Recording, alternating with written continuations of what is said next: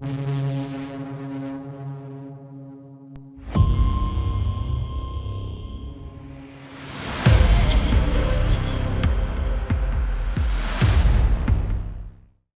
have waited so long to talk about the Asus 8Z. A lot of you know that this phone was supposed to be launched last year, and many of you have been asking about it regularly on Fiverr.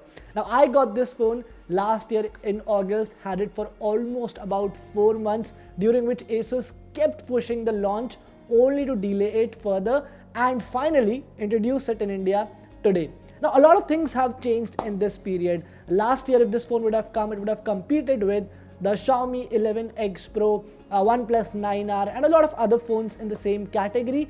But now it is pitted against the Xiaomi 11T Pro, Samsung Galaxy S21 FE, and the OnePlus 9RT. And to make matters worse, what Asus has done, it has only launched one variant of this phone with 8GB RAM, 128GB storage, which is priced at Rs 43,000, same as the OnePlus 9RT. Well, I'll talk about the pricing later. For now, let's talk about the phone and my experience first.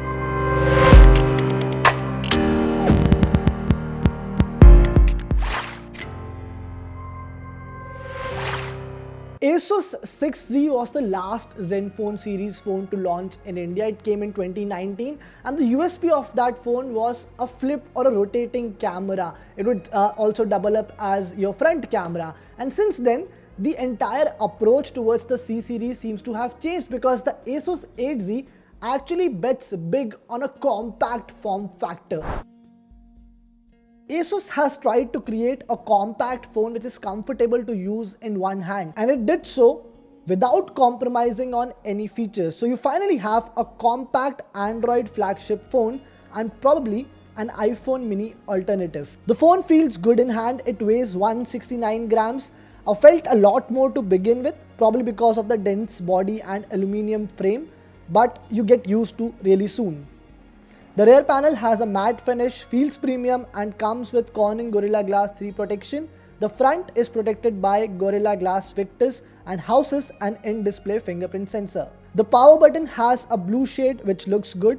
The phone is rated IP68 for water and dust resistance, and you also get a 3.5mm headphone jack. Now, I'm not a huge fan of these small phones. I usually like a big screen to work on, but the Asus 8Z definitely adds a lot of comfort to your life. It's one rare Android smartphone that does not make you reach for the power button or for the fingerprint sensor, and I personally know a lot of people that actually struggle with these issues, so it's definitely a welcome device.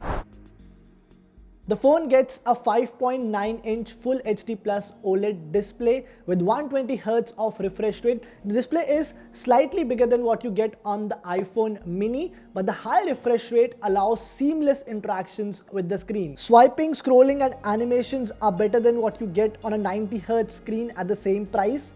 The display can automatically switch between 60Hz, 90Hz, and 120Hz depending on what's playing on the screen. You can also manually select them as well.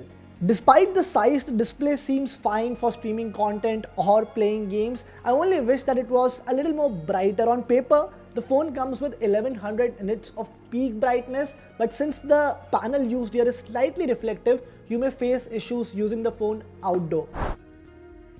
The camera performance is where I see the world might be divided. Some may like it, some may not, because first of all, Asus has made a controversial decision here. It has actually gone with a dual rear camera setup. You only get a 64 megapixel main camera with OIS and a 12 megapixel wide angle camera. The front has a 16 megapixel selfie shooter. Now, a lot of these affordable flagships these days at this price point comes with at least 3 to 4 cameras. You at least get a depth or a macro sensor, or some of them even offer a telephoto camera, which Asus has entirely skipped. Now, whether you're okay with it or not is obviously a personal decision. To me, a dual rear camera setup on a flagship phone in 2022 seems like an outdated idea, but then even the iPhone 13 comes with a dual camera setup and a lot of people buy it, so who knows. The main camera is good. It's not the best in the category, but does a good job, especially in good light conditions. It reproduces colors well and also captures good details.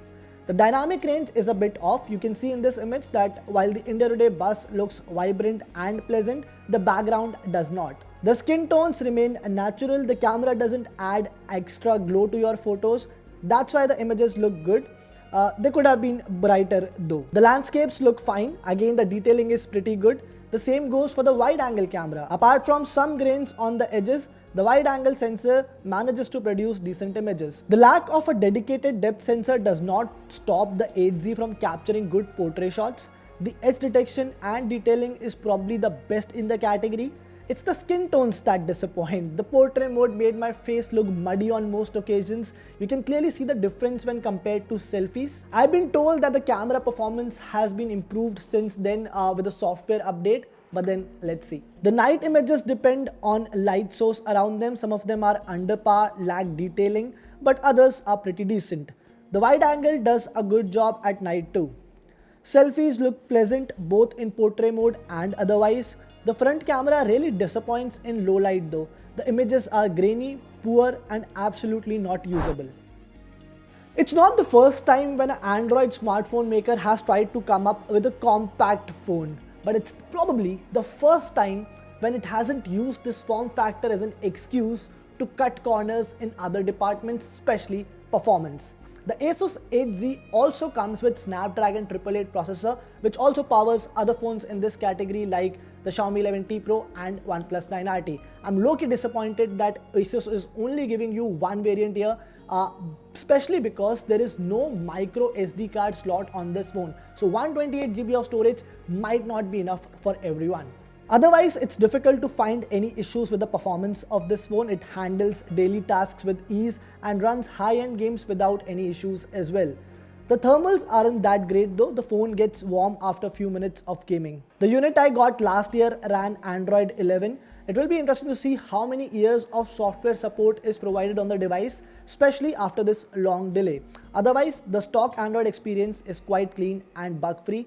And then there is the battery. A smaller phone means a smaller battery, and that's always going to be a challenge with the Asus 8Z. The smartphone maker has only packed a 4000 mAh battery pack on this phone, which unfortunately dies before the end of the day. So on most days, you'll end up charging the phone at least once before going to bed. I think a 5000 mAh battery definitely gives you a significantly more backup on any phone. The phone still supports 30-watt wired charging. You get the compatible charger inside the box. It takes about more than an hour to charge the phone from 0 to 100%. Unfortunately, there is no support for wireless charging on this phone. There's a genuine crunch of compact smartphones in the Indian market, and I see a lot of people struggling with that. The Asus 8Z tries to fill that void and is more than capable of doing so as well. I mean, of course, it misses out on the wireless charging support. The night camera performance isn't that great, but apart from that, it matches the iPhone mini with most features, including the IP rating and even a good overall camera setup, the flagship Snapdragon processor. It has a good display, a very good compact form factor, and I don't think that Asus will be able to sell this phone in huge numbers. Of course, the Xiaomi 11T Pro and OnePlus 9RT will eat up majority of the market in this segment. But still, for anyone who is in the market for specifically a compact phone or this form factor, this is a great option even at 43,000.